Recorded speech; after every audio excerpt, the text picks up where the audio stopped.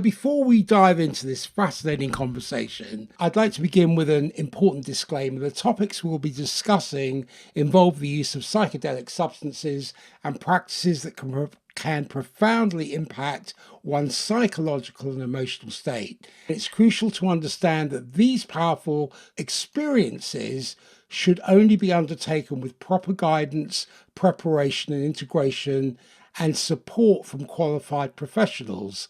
Psychedelic journeys and the inner work of shadow exploration can surface intense emotions, unresolved traumas, and psychological material that requires a safe, legal, and conscientious approach. So I would advise any listeners to exercise caution and seek out reputable, ethical facilitators, which we have here, if they feel called to engage in this type of transformative work. With that being said, our guests today are incredibly experienced and knowledgeable guides who approach these practices with the utmost reverence and care for the well-being of those they work with, and they'll be sharing invaluable insights into the role of psychedelics in facilitating shadow integration, personal growth, and the journey towards wholeness. Today, I have the privilege of hosting Rob Grover and Gary Logan, the founders of Journeymen Collective, a luxury retreat center in British Columbia, Canada, that specializes in guiding high achievers through psilocybin-assisted journeys. Rob and Gary bring a wealth of expertise and decades of combined experience in spiritual and metaphysical training, executive level mindset coaching, energetic healing modalities, and the Alexander technique. Their unique approach integrates these modalities to create a holistic and personalized experience for their guests, helping them unlock their full potential and create a conscious impact in their lives, in their relationships, and in their business. Rob and Gary, welcome to the Transcendent Minds podcast.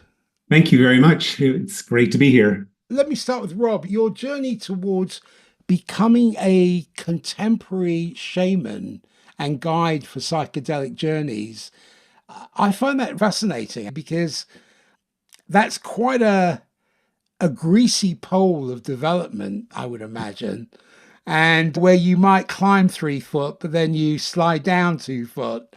Sometimes things can be really fast and sometimes can be really slow. Sometimes you can just wander off. But can you share a little bit about the pivotal moment or experiences that sparked your awakening and set your feet upon this path? I think there were probably 2 pivotal moments. One was in 2003. I was working in corporate, and I jokingly say that I've grown up in the scientific paradigm and received a undergraduate degree, a master's degree in earth sciences. And so I have a deep innate understanding of how the earth works, the earth that humans are works, and all the different sciences of how they're all interrelated. In 2003, I had a spontaneous awakening where I started to see energy around people. So I was in boardrooms, in meetings, and I was starting to see energy around people. And I was like, okay, there's someone who is very scientific, there's something not correct taking place. And so I embarked upon Western medicine, and they were like, there's nothing wrong with you. There's nothing wrong with you. And then finally, I met a spiritual teacher in 2003, and she looked at me and she said, there's absolutely nothing wrong with you. And she said, you are supposed to be seeing what you're seeing. And that's what started this acceptance that, hey, there's more to the world than the logical, rational mind. There's more to the world than what science has defined as reality. I became insatiably hungry for knowledge and understanding of what was taking place with me. And then not only with that, but also how can I actually apply it into my life? How can I implement the teachings and the learnings into my career?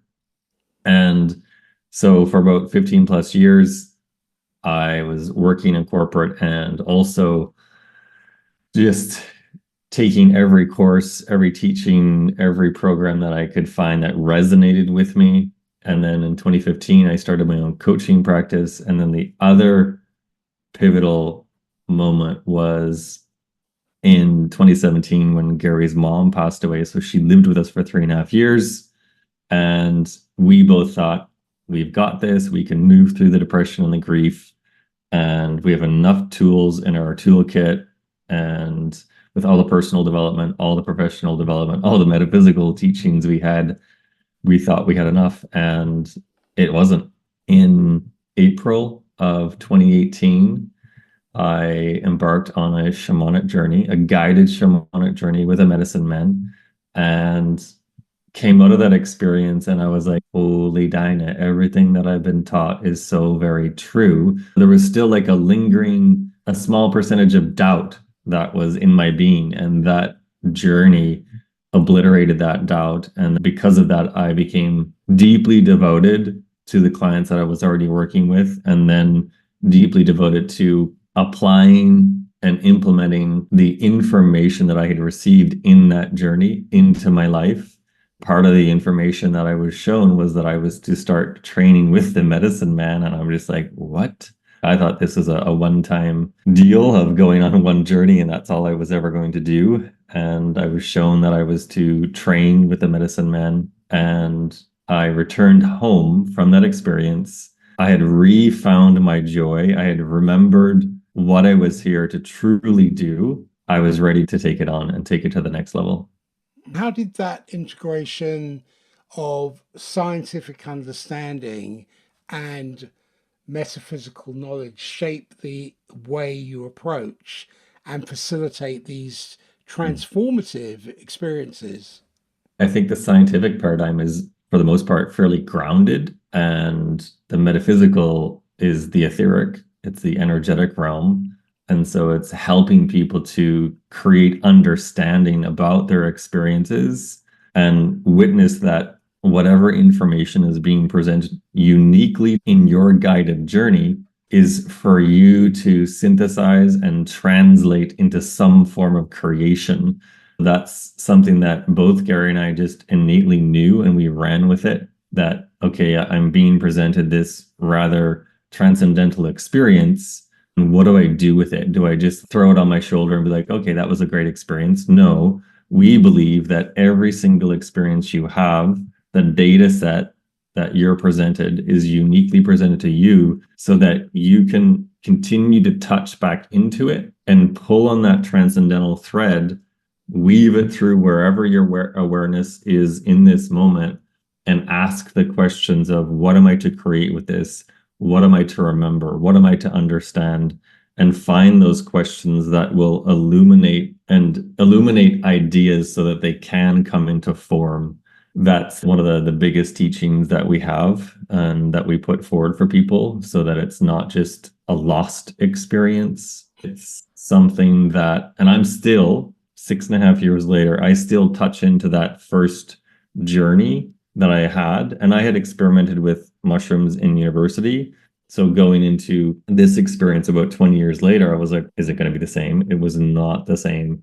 The guidance changed the whole entire experience. The reverence and the respect changed the whole entire experience. And the profound experience I had is still with me. I'm covered in goosebumps even as I speak about it right now. And that's me remembering that experience, honoring that experience, and revering that experience so that I'm using that experience to create something.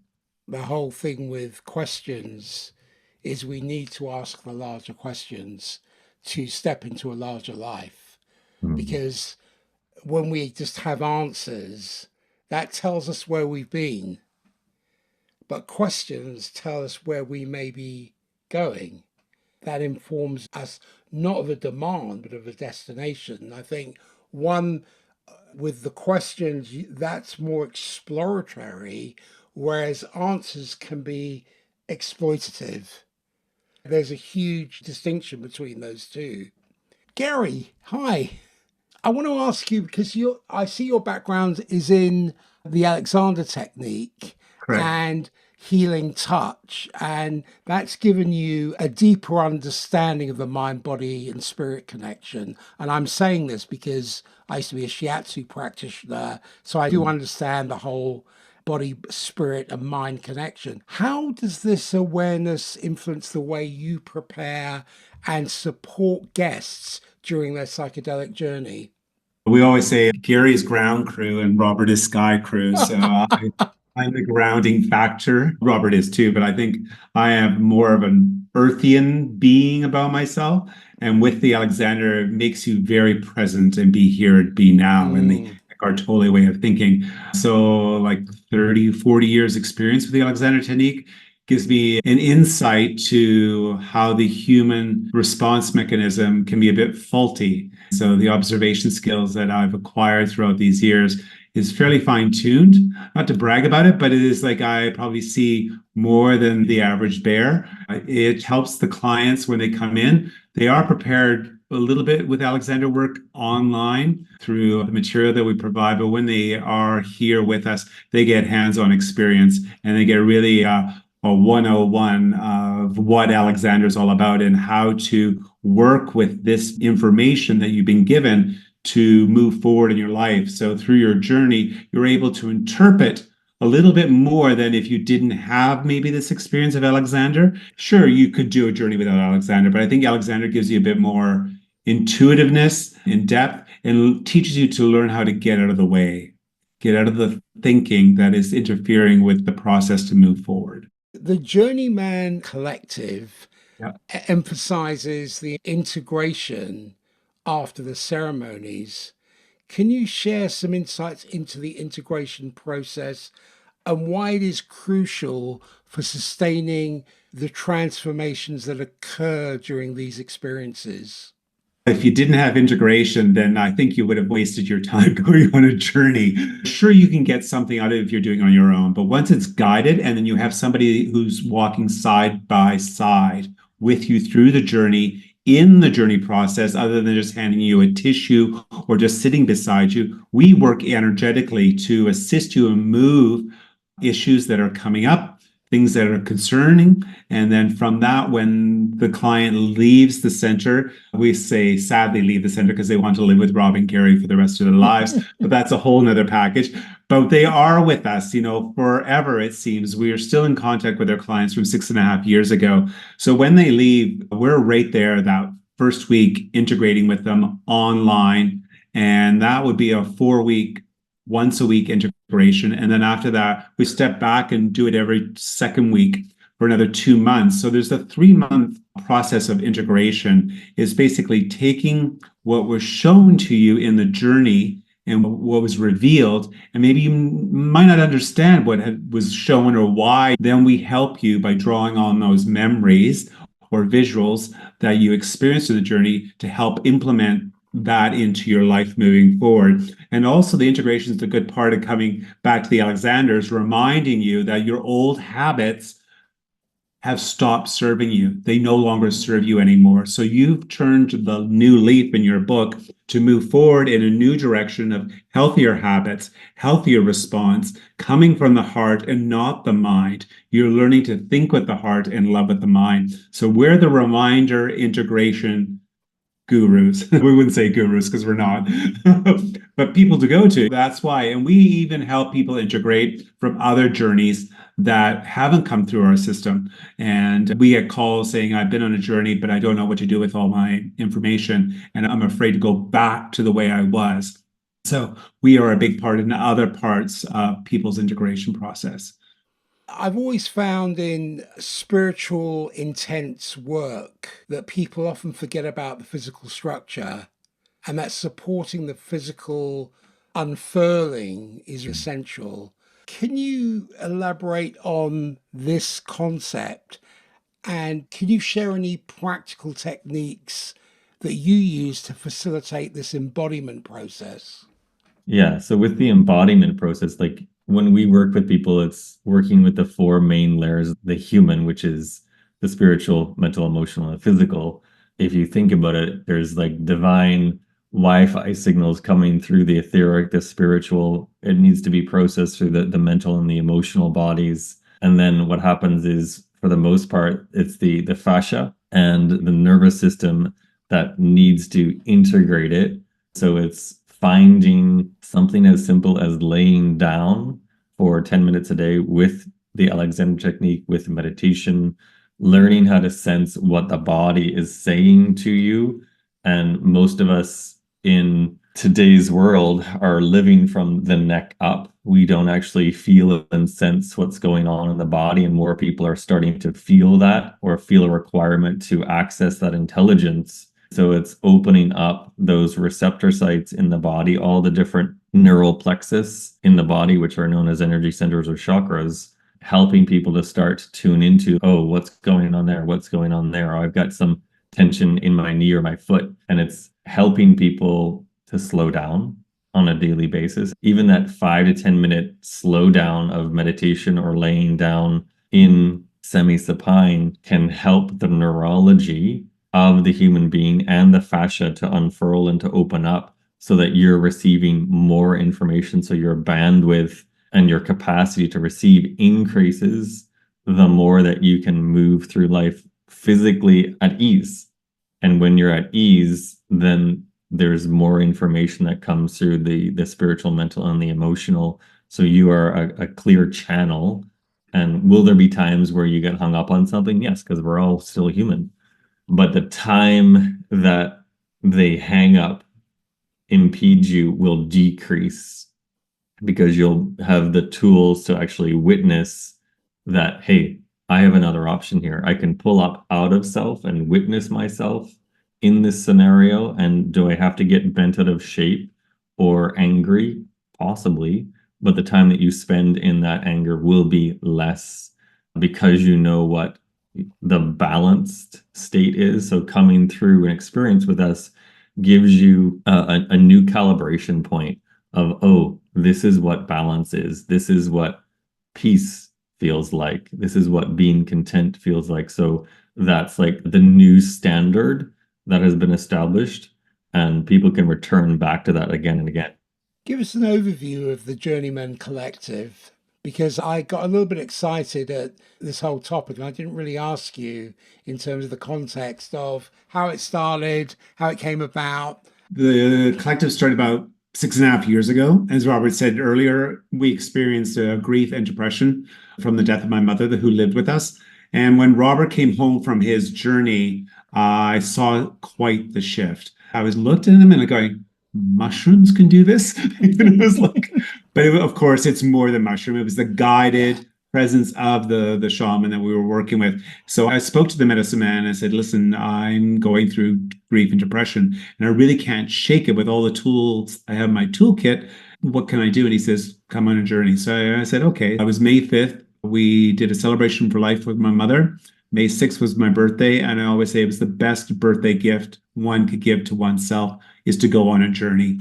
And hands up, it was like earth has shattering them. The earth moved, the sky moved, everything opened up. Is, oh my God, is this what life is really all about? And it was an aha moment. And I had visions within my journey to say, this is the path that we're supposed to be both on together. And what did that look like at the time? We both didn't know. I shared it with Robert. I said, I had this vision that Mother Gaia was there, and she handed me my shaman's walking stick and said, you're good to go. And I'm like, good to go where? And she's going, you're good to go on your own and to lead the path forward in this work. So I wrote all this in my journal.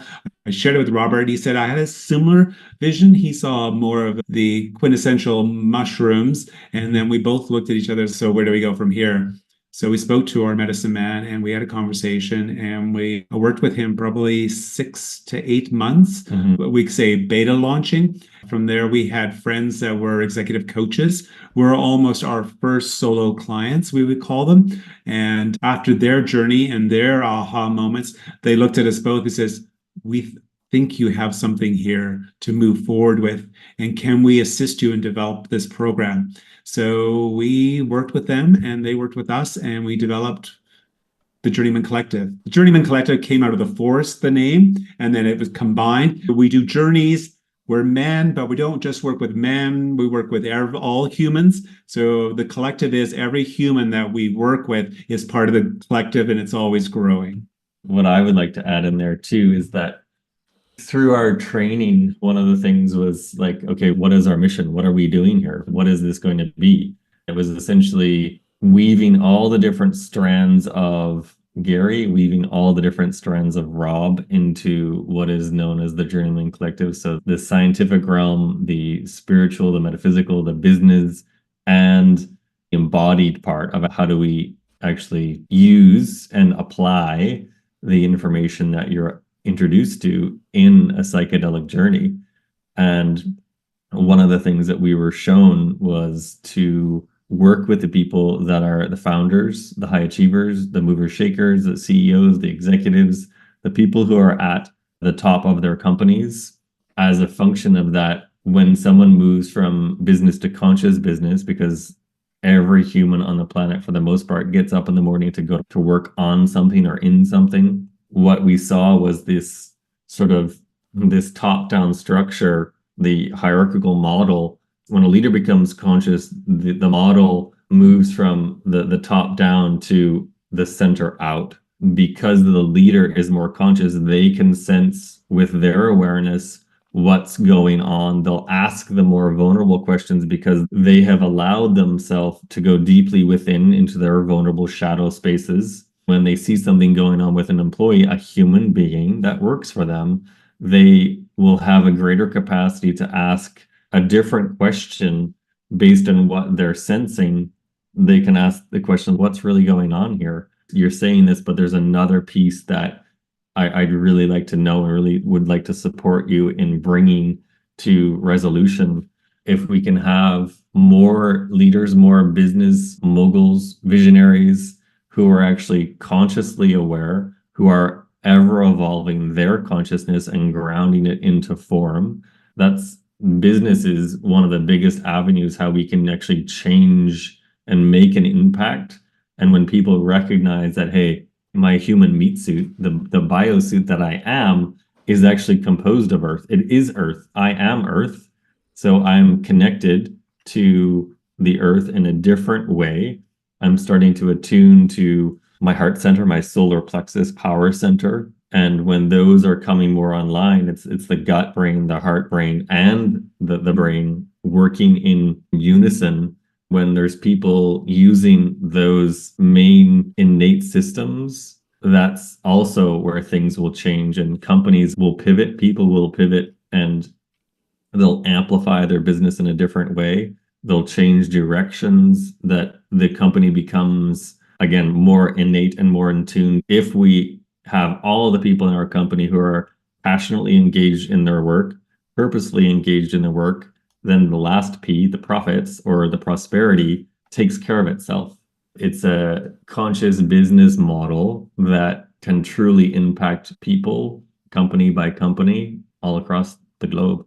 What I'm gleaning from what you're speaking to is there's an old model of kick down or kiss up. And that's such an outdated model. Mm. We need transcendent leaders. We need leaders who go beyond the ordinary, not transactional leaders, which is the kick down or kiss up to get ahead. Again, asking the larger questions. What psychology was about is being a caretaker of the soul. I see that's in part what you're doing with this Journeymen Collective, because the psychedelic journey, and I've been on my own journey, not guided, very foolish, did it many years ago when I was in my teens. That's another story. And I wish I had you guys at the time, because it was a frivolity. Friends of ours were doing it. We went to Wales, we picked mushrooms, we dried them out, we wrapped them in honey, and we took them. And it was like, wow, this is amazing. You unwind your mind and you rethread your head, but it's not guided. I remember somebody freaking out on it because the psychedelic journey serves a powerful catalyst to confront and integrate the parts of ourselves that have long been denied or repressed. Carl Jung refers to it as a shadow. But during these profound experiences, this is something I encountered, were symbols and visions and emotions and feelings I'd never felt before. I always wondered, does that represent the disowned aspects of my psyche? As guides, you obviously witness firsthand the process of shadow integration unfolding, whether it manifests through emotional releases or revelations about past traumas or the surfacing of limiting beliefs and patterns. In your experience in guiding psychedelic journeys, have you observed guests confronting and integrating aspects of their shadow? And if so, can you share some examples of how this process manifests during, I guess I'd call it the ceremonies or integration period? Yes, absolutely. And the other thing that your listeners can even attune to is that sometimes when people hear the word shadow, they get fearful of, ooh, and that's actually a big part of what humanity is being called to do right now. They're being called to look at themselves, to look at the shadow aspect or the unknown aspects. That's all the shadow really is. They're just unknown pieces of you that you've forgotten, and you're here to remember them. One of the ways to do that is through a guided psychedelic journey. And gosh, as for examples, a lot of people have trauma. Every human on the planet does. And it's buried within them. And sometimes it's this lifetime, sometimes it's ancestral. And there's one individual that we worked with, and he had been physically smacked, abused by a teacher in front of the whole class. And that altered the way that he walked. And as a function of coming through the journey and working with us, working through it at the dining room table, a lot of conversations happen at our dining room table. A lot of transformation happens. And Gary picked up on it. Gary saw who's the 8-year-old. And the client was like, oh no. So there was resistance, but with that loving, high care, high integrity, high level of professionalism, people sense it and they're like, okay, I can let this go. So as a function of him working through that, there were tears. And through the integration work with Gary, with the Alexander technique, we woke up to him running heel and toe in the backyard. Prior to that, he was nicknamed Ducky, and he actually was able to walk heel and toe, run heel and toe. There was like an 8-year-old, 40-plus-year-old man in the backyard, and he had been liberated from that tension, from that energetic pattern that was held within him.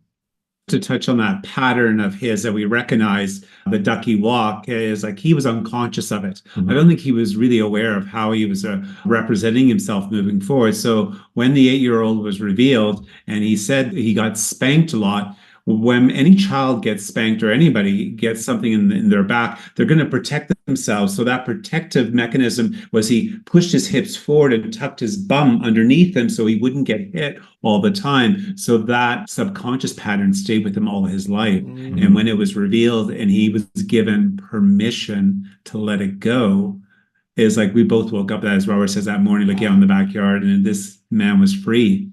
He was free. He says, Ducky's dead. And we cried. It was a beautiful moment. But we have many moments where people didn't even know they had trauma and it was shown to them. We block things off that hurt us. This is a coping mechanism. So as childhood, you don't know, and some things get revealed, and we're there with you to guide you, comfort you, and work with you through the process. You're not on your own. You're not doing a trip in the forest with your friends when something comes up and you don't know what to do with it. And then it's buried in it, but it's alive in you now, and you don't know how you're going to work with it to move forward. And so again, you stuff it down further. So you're not going to be able to suffocate it out. It's just going to come to the surface. And that's when guides are very important. I think some of the most challenging experiences that we've been through in our own training, through our own journeys, have been the most deeply rewarding. So it's never in the world of a good trip or a bad trip. We actually don't even use the word trip. It's the journey. You can take every experience that you receive and learn from it if you're willing to honor that experience. And I think that's the other piece, that our society, our culture is in the fast-paced, quick sort of Amazon delivery of like instantaneous gratification. This is going to take me a lifetime to integrate. What are you talking about? That sounds like it's going to be quite challenging. Yes, because this is part of what our culture has lost.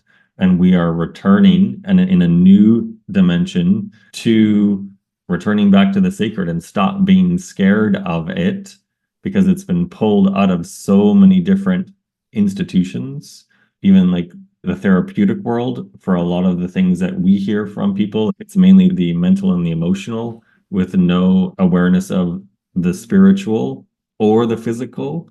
And we believe that we need all four of those dimensions, all four of those layers to be a fully integrated, whole, and complete individual, so that we can move with those shadows that will come up again and again. They'll come up as anger, they'll come up as sadness, they'll come up as despair, and they'll come through us as repressive natures or reactive natures. So we'll actually go inward and close off from the world, or people will project them out onto the world.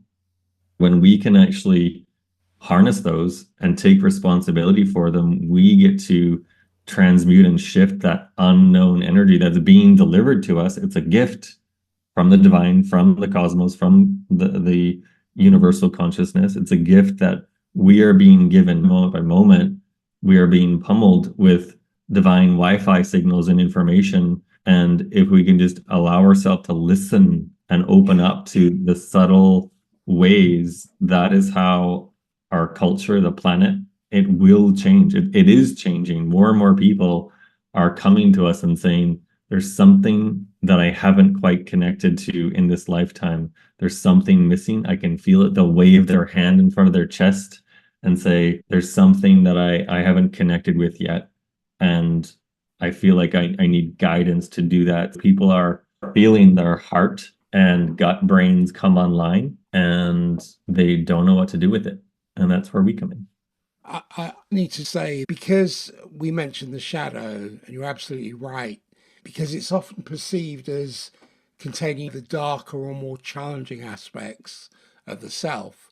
But there is an alternative perspective, and I know Jung talks about this. There's a suggestion that shadow also holds hidden gifts and talents and positive qualities that have been repressed or denied. It's important to state that. Shadow has the golden nuggets that have been covered with cloud, that you've been told you can do it. Don't think that way, don't behave that way. So you suppress and tuck it away. And then you create a persona that's really not true to you. And then through the journey with the Journeymen Collective, you unwrap those gifts that have been tucked away in the corner of your life to reveal, is like, shit, this is what I really wanted to do with my life. I don't really want to be a veterinarian. I want to do X, Y, and Z. You know, I wanted to be a dancer, a ballerina, or a performer, or whatever. And so once we leave the paradigms of our family, we're hopefully that we're able to recognize that I can let go of what my parents taught me. Sure, there's good qualities and they have the tools that they have at this moment. But I think I knew at a younger age that my father was a good teacher, because he showed me the way of how not to love. And I go, I'm not growing up that way. I'm going to show him a different path on how to love. And I recall a number of conversations with him truly not understanding what love meant, because he wasn't shown love in his family. He was shown care, but there was no love, mothering connection. So it's generational, and it goes beyond just what we're doing right now. It's programming, and maybe that's part of his soul contract, so that it shapes your agency in a very different manner, whereby the ripple effect of that says, I'm going to change the direction of that ripple, so it doesn't just go one way, it goes in many directions. What I'm seeing in what you're doing through the guidance that you bring is there is a melting away of the persona. Not that you're crushing the persona, but you're revealing the essence of that person. They are revealing it themselves through not just the information they're getting or the guidance, but I would imagine it's much more through insight. They're getting a deeper penetration on themselves so they can be a conduit and understand that, hey, you know what? We're all divinely tethered. What are we going to birth into the collective from this individual process? The other thing that I'd like to touch upon with you guys is a psychedelic journey can be likened symbolically, and I stress symbolically, like a descent into the underworld, right? It's a metaphorical exploration really about the unconscious realms of the psyche. Yes.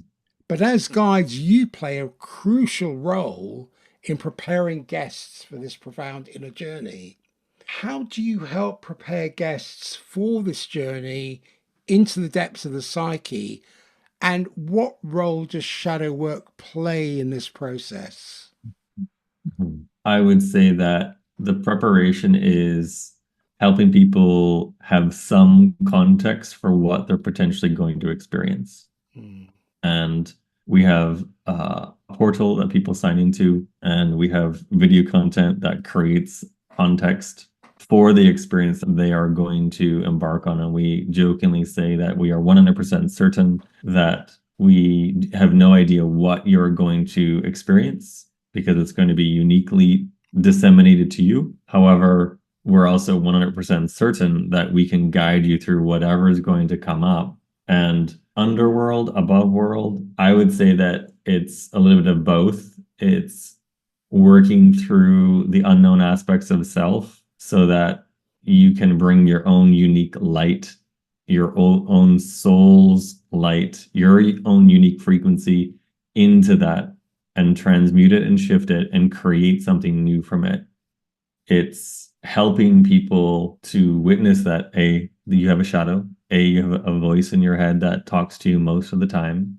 And can you actually put that monkey mind on the shelf for 4 or 5, maybe 10 hours of a ceremony and let yourself go? And there's been such a deep fear instilled upon humanity about letting go. Yeah. What is letting go? Letting go is essentially, it's a death of the old. And again, that's another word that people are like, oh goodness, what do you mean death?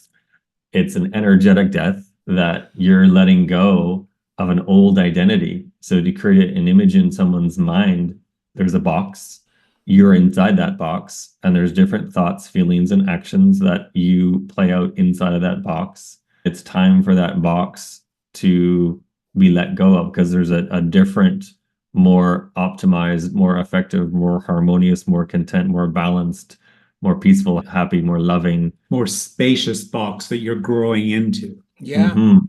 So there's a different way of being that you can let go of. And so when someone actually truly gets it, what letting go actually is, when they experience it, you can't teach anyone to actually let go. They have to actually be able to move through that process. It can be painful. There can be a lot of tears. It can be laughter as well. When they're taught to let go, that's how the game changes afterwards, because there's a new energy running through the spiritual, mental, emotional, and the physical in the neurology of the human. Afterwards, they will most likely be presented a scenario in their life that's, oh, here we go again. And now I'm at a choice point. Do I go back into the shadowlands and react with anger, fear, judgment, separation? Or do I continue to walk forward in this new way, in training and attuning to a new way of thinking, a new way of feeling, a new way of acting in that more spacious, expansive box of reality? Mm-hmm. Clients say sometimes when they come out of the journey is, I was so mean to myself. Yeah, would I be this mean to anybody else?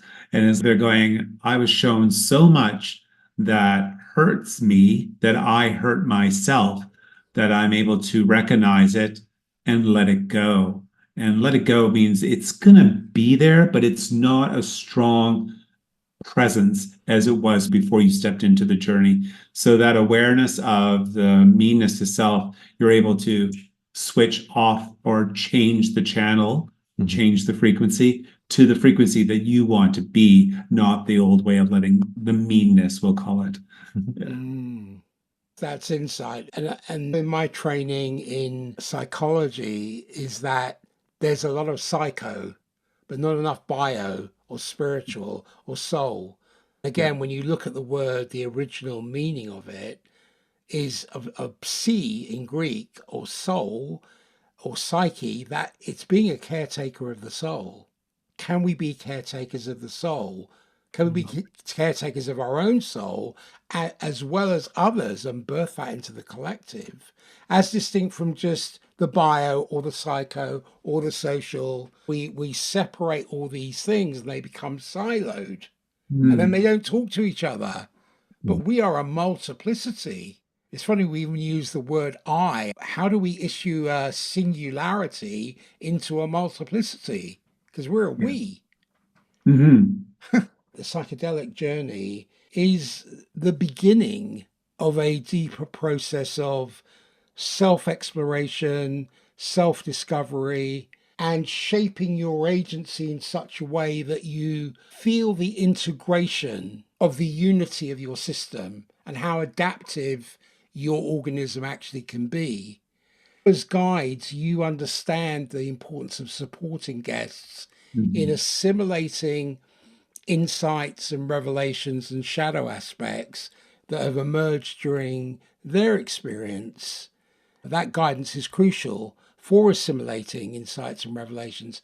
Can you walk us through some of the techniques or practices you use to facilitate the gradual integration of shadow aspects into conscious awareness?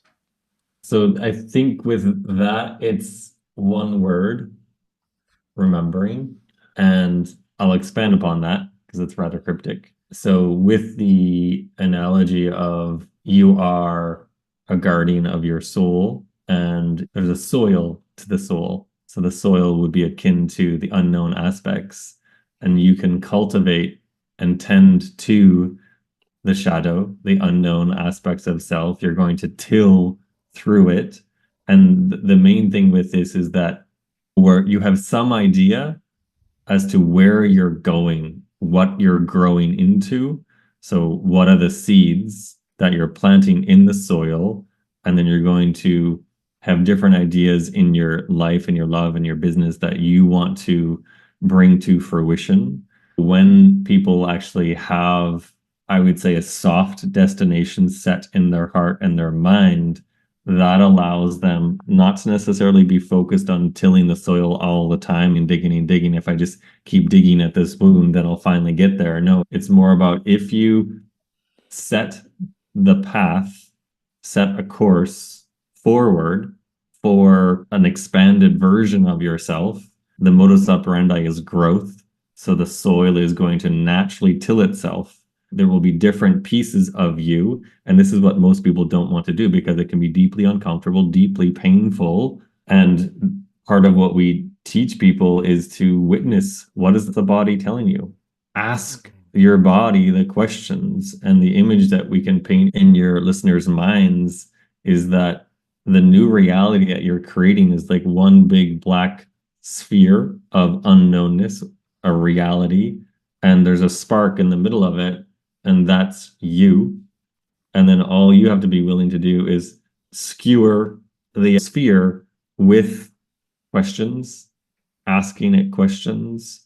And those skewers that you're probing the darkness, the shadow of self with, are going to illuminate different pieces of you. And one of the most basic questions is, what am I to create? What does it look like?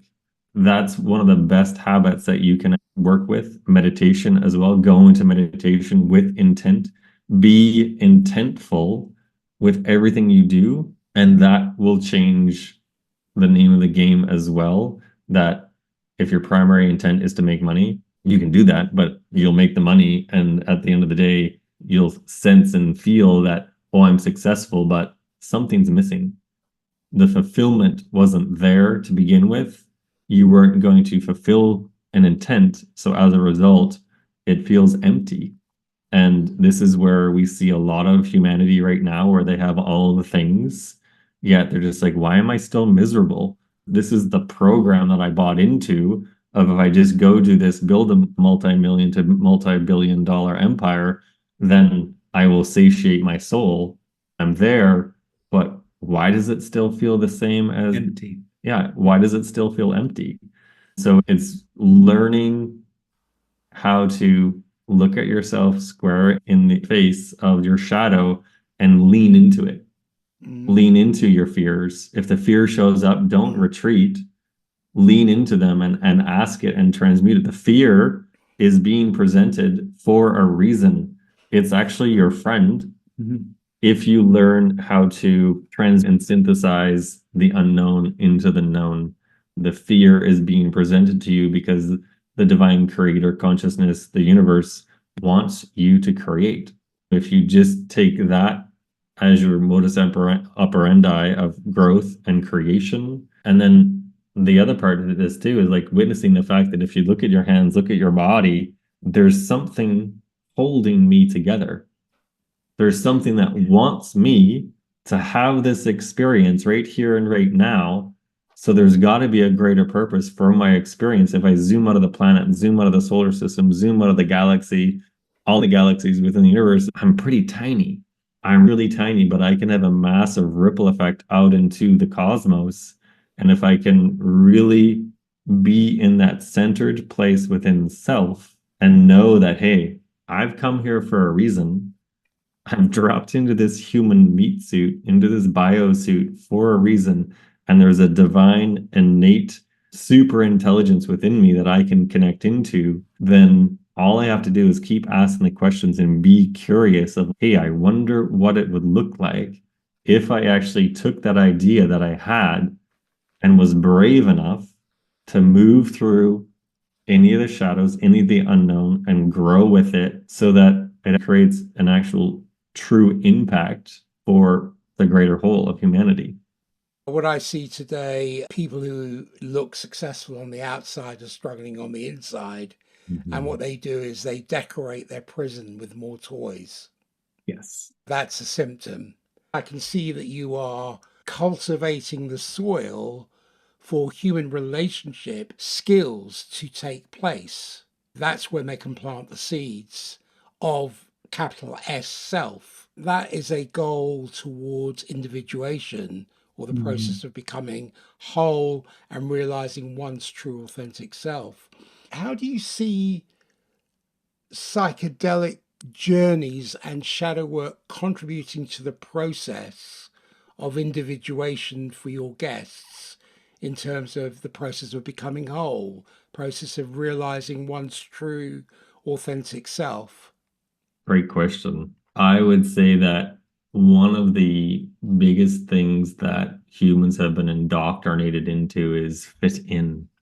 The individuation happens when people recognize, oh my goodness, I'm a unique individual. Put your hand to your chest right now and feel your heartbeat. You are the only human on the entire planet that has that frequency, that has that heartbeat. As a consequence of that, you are unique. And if people would just start to witness their uniqueness and their weirdness, so the etymology of the word weird, if you look it up, it's actually one who creates one's destiny.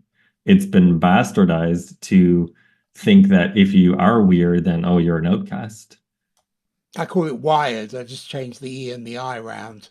Perfect. Yeah. So if we actually start to work with the shadow, work with the unknown parts of self, there will be a continual rebirthing of self where you are going to rediscover and remember super deep buried treasure within yourself that you will discover, and you will know viscerally.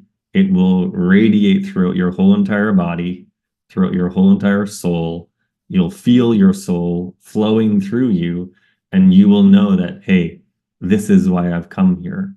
This is what I have chosen to come in, to drop into this body, to move through this whole entire process of being human.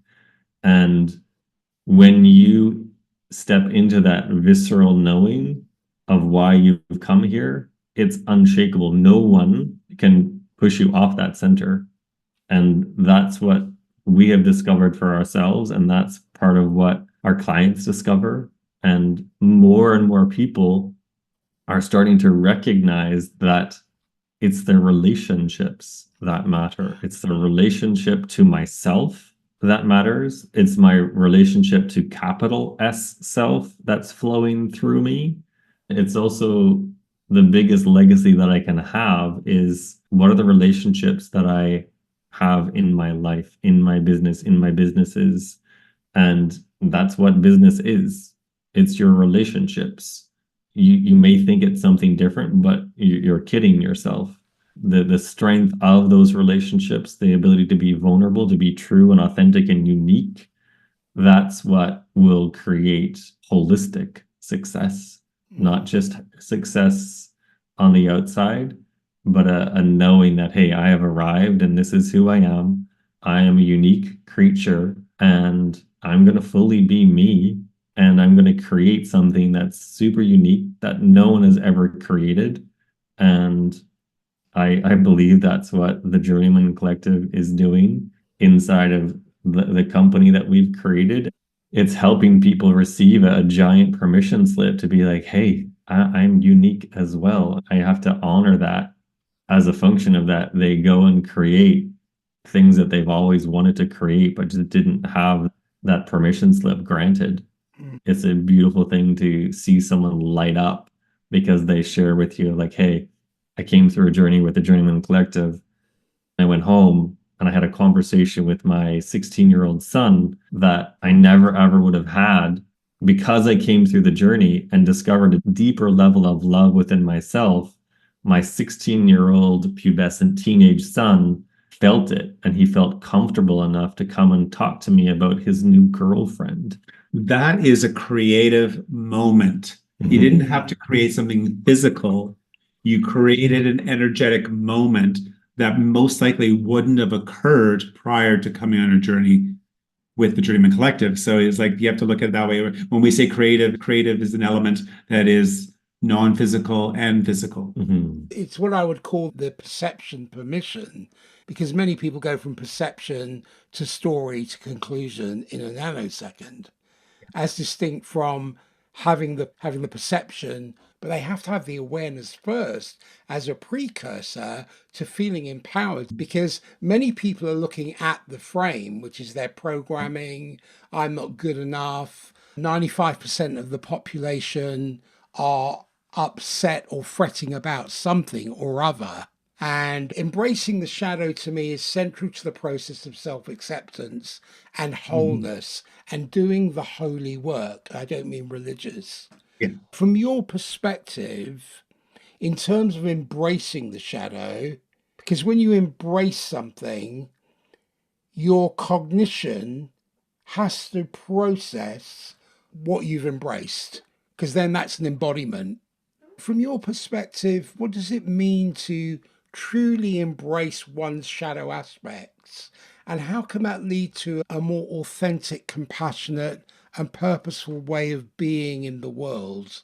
To be clear, the shadow, when we shadow, is unknown information that hasn't been tapped into. It's not the dark side. Yeah. So just to be clear, there's some Yeah. people might say shadow because that they'll go dark side is like that's evil, and is no, there's information in that shadow. Robert said earlier that there's little sparks of light that go on that we're not to ignore. Sometimes, as you said, we'll suppress it and ignore it and put it down. But that light keeps coming up somewhere in the body, or some signal from outside the world is like, why am I seeing this all the time? Is like, act on it, follow the trail to the path that leads you to creation or whatever the destiny is supposed to be. So the shadow is this aspect of, is when you look behind you, you have a shadow all the time with you. Your shadow is with you. So you just need to turn around and talk to your shadow. So what are you trying to show me today?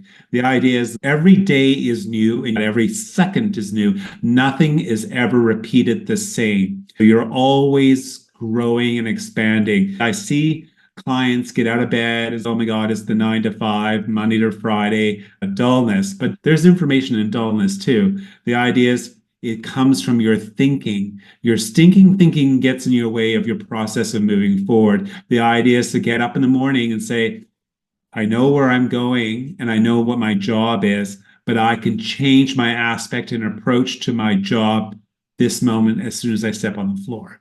So that's shadow coming forward into the light for you to make a choice, a conscious choice. Okay, I'm not going to behave the same or respond the same when I get to work today, even if you think it's a mundane job, but that's your interpretation of the job. We're always coming back to the thinking gets in the way of our expression of our true self. So change that habit to a new way of being. And I would also say, if you're embracing the shadow, you're willing to look at the fear that's there. And you're willing to ask it questions. You're willing to, again, synthesize and process what's there and witness that, oh, it's actually just fear. Some people will fear itself and be like, nope, not going to do it, not going to look, I'm just going to think positive. And it's no, this isn't just about thinking positive. This is learning how to embrace the unknown and set a destination and be like, okay, like with us owning and operating our first center, we didn't know how to do it. Were there bumps along the way? Absolutely. And we grew through it because we were devoted to bringing something greater to humanity.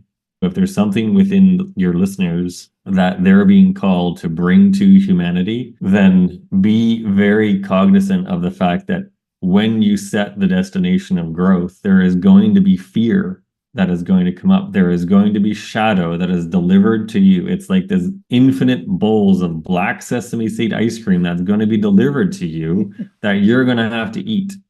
And you're going to eat it, but you're going to eat it with the intention that I'm going to process this to learn more about myself, to know thyself. The more that I know, the greater my capacity expands, my bandwidth of flowing greater light, which is just information, greater light and information through me so that I can use it for the creative visionary reality that I want to bring into form. I would even say it's not necessarily that I want to bring into form, it's that I'm being called to bring into form. So it's listening to the soul, listening to the old patterns, and asking the fear, asking the shadow, what is the old pattern here that wants to be interrupted to create greater harmony? It's all frequency. So what is the frequency that wants to be harmonized? And I think the word harmony has been coming up again and again in a lot of our conversations. And I think a lot of people don't even know what that is, but it's harmonizing the frequencies, illuminating the shadow into light, using that information that's there. So the shadow, the black sesame seed ice cream actually has everything in it. But you as an individual, are you building an empire of automobiles? Or are you building, I don't know, an empire of a sock company? Depending on what and where you're going, or are you creating conscious communities all around the world? So all three of those iterations, you're all eating the same unknownness, but it's you that's translating that through the soul of your soul to move it into creation. Every single human's given the same opportunity of nothingness, of embracing their shadow so they can create their soulful desires into relationships, into form, and leave the planet a better place when they finally depart. Harmonizations is important. When we lack harmony, then we get division, we get fracturing. It's the old playbook of divide and conquer. If you get a magnet, and a magnet by itself, all the molecules face different ways. But when you wrap a copper wire around it, and you put a higher charge through it, which could be your values, your principles, your standards, your foundations, all the molecules line up the same way. So they become magnetized to a purpose. I see the human complex is like that. When there's disharmony in the body and chaos, and you can't get coherence from it because it's a ball of string with knots in it, you've got to introduce peaceful chemistry. Because it's only peaceful chemistry that will give you peace of mind. If you take the analogy of an orchestra, where all of the players in the orchestra are tuning their instruments, it all sounds out of tune, and a total lack of harmony, the conductor comes along with his baton and he taps. And all of a sudden, everybody comes together Mhm. and they become tuned. And what comes out of it is this beautiful harmony and melodies because people are tuned. They're magnetized to a purpose where they come together. But the conductor is the soul. The conductor is a semiconductor on Mhm. behalf of something more divine that brings all those parts together so it can create harmony. Is it an easy job? Like I said earlier, it's a greasy pole of development. When you're trying to tune something and it's out of tune and you've got to get it to tune with everybody else, it's not always a simple thing. Mhm. But you do need that conductor. And it's when you get that tap, because from my own experience, the universe taps you and it taps you and it taps you, saying, hey, wake up, you got to change. Your soul is Mhm. not being fulfilled here in this job, in this place, in this country, in this way of thinking. Wake up. And you just go, yeah, tomorrow maybe. And then you get tapped and you get tapped and you get tapped. And if you don't respond to it, you get slapped. Mhm. It's like being hit by a Mack truck or a cosmic 2x4 and saying, wake up, Mhm. right? Yeah. Wake up and live. Wake up Mhm. and live. Yeah. I think what happens with a lot of people too is the reason why they can't see what's actually really going on is that most people have their head on backwards, yet they're walking forward. So, as Gary said, the shadow is always behind us. So, they're looking into the shadow when all they have to do is turn their head around, stop focusing on the past, and be present with where you're at and be mindful of, hey, where am I going? And if you leave the house and be like, oh, I need groceries today, and you end up at the gas station, obviously didn't have a clear vision in mind of where you wanted to go. Mm. So when you have the clarity of that visionary reality of what you want to create, then that's what actually can be the opening to allow the soul to come in to whisper to you in the quiet moments, to give you the gentle taps so you can receive the information. And again, just asking the question of what is the pattern here? What is on repeat? What new idea needs to come in? And then listen. And then not only listen, but when you receive it, act on it. Some people will ask, they'll receive the answer, they'll write it in their fancy ass journal, and then they'll do nothing with it. And they'll be like, where is the divine Oh, guidance here? welcome to spiritual bypass. That's the biggest thing is that with the journeys, with the Journeymen Collective, it's about acting. Sometimes it's about non-acting because you want to interrupt the detrimental pattern because it's, oh, that old pattern of consciousness no longer serves me, so I'm going to have to stop that. And then an opportunity will come up and, oh, I can do it the old way. And then I feel like shite afterwards. Or I can choose the new path. What is that new path? I want peace in my life. Okay, Mm. I'm going to give myself a hot second, stop, breathe, and then act. And act from that space as opposed to, I think society has been so ingrained and trained and attuned to reacting. A large part of it is because our society is pummeled with fear nonstop from so many different media sources. And it's when you can start to witness that, oh, someone else is trying to divert my attention from my plan of what I want to create. And if I focus on it, then I'm giving their plan attention. And it's, whoa, I'll give my head a shake. No, where am I going? I'm going here. This is my plan. My plan has thoughts in it, which is energy. And I'm only going to entertain those thoughts because those are the whispers that have come from my soul that are congruent with me, that are going to get me to some unknown version of myself, but I want to grow into it and I'm going to devote myself to it. I'm going to commit myself to it.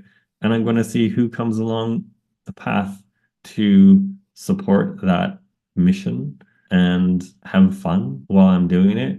Will it be painful? Most likely. Perhaps, yeah. But the moments of pain, the moments of letting go of the old pieces of self will be very much worth it because you're living a soulfully inspired life where you recognize that you're part of a greater whole. You're not just one little ant on this speck of dust known as Earth. You're here to make a contribution to others and do it by working on self. To your point about fear, all of these emotions that we see as negative are actually resources when we take the time to listen. Fear is just telling me I've got a lack of resources. Okay, what resources do I need? Oh, I've got anger. Right, what resources do I need? How can I cultivate the soil, not to combat those resources, but to find out what are the resources that I need so that I don't perceive it as a threat, but I welcome it as a challenge.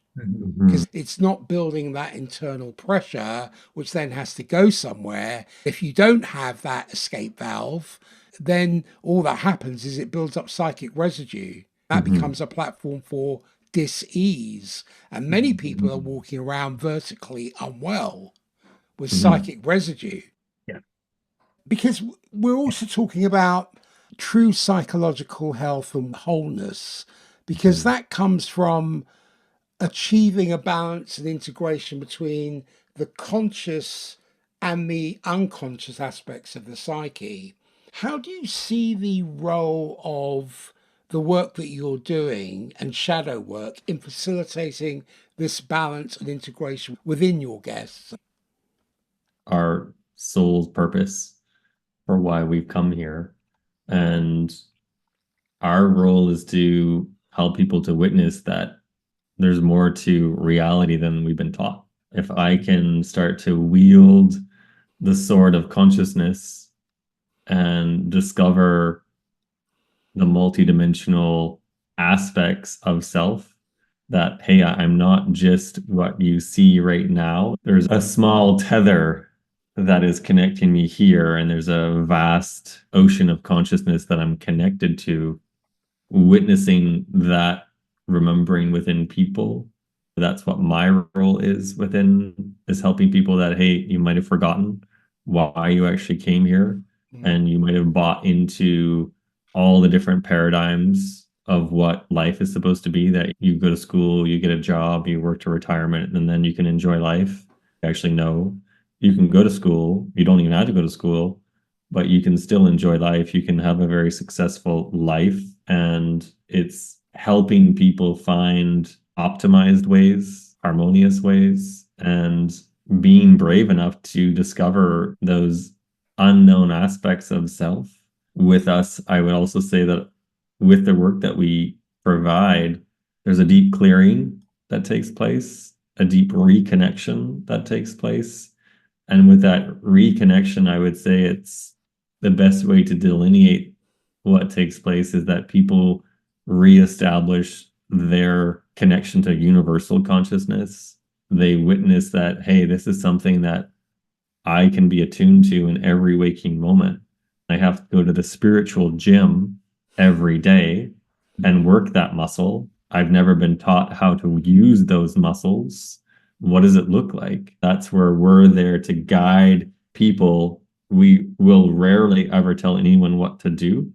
It's more about asking the questions of empowering them to find their own way along the way. So we're guiding them, and it's empowering them to access those inner resources that they unknowingly know that are already there. So there's a piece of them that senses there are a few puzzle pieces within self that I have to find. And if I just be with myself long enough in stillness, in silence, then I can connect to that. And the bandwidth that I can move outwards, so I can expand my bandwidth more and more, so that I can actually conduit that universal consciousness through me for a really happy, content, peace-filled, loving life. This isn't some like far out idea. Our clients are in that world after they work with us. They're like, I'm just balanced. I've never felt balanced in my life. I feel peace for the first time, and it's sustaining itself because a lot of the mystical aspects of humanity have been ripped away. and shoved into the underbelly of, oh, you better not do that. You might lose your mind, when actually You're going to find your mind. Exactly. You're going to find your mind. You're going to find a greater piece of you that's been waiting for you. And there's no greater gift that we can give people. It's an absolute honor to guide people. I always get emotional. It's an honor to guide people through that experience with a high degree of integrity, a high degree of intent, a high degree of intentionality and professionalism, so that they can be tended to and cared for in a really deeply divine way that honors their experience of being a more powerful and empowered human being. A beautiful message. Thank you for being so authentic about it. Do you guys have any parting words at all? And where can people find you? We have a great website. It's www.thejourneymen, one word, collective, men.com. Instagram and Facebook also, and LinkedIn. Words of wisdom: think with your heart, love with your mind. We've explored some profound insights into the connections between the journeys that you offer, shadow work, and a framework for psychological integration and wholeness, and the perspectives shared by Rob, Grover, and Gary Logan from the Journeymen Collective have illuminated the powerful potential of these experiences to catalyze deep inner exploration, self-discovery, and the embracing of our full, authentic selves. As we've discussed, this work is not without its challenges, but as you so beautifully have said, when it's approached with reverence, preparation, and proper support, it can facilitate profound healing, growth, and a sense of meaning and purpose in our lives. I'd like to extend my sincere gratitude to both of you, Rob and Gary, for generously sharing your time, your wisdom, and your experiences, guiding others through these transformative journeys.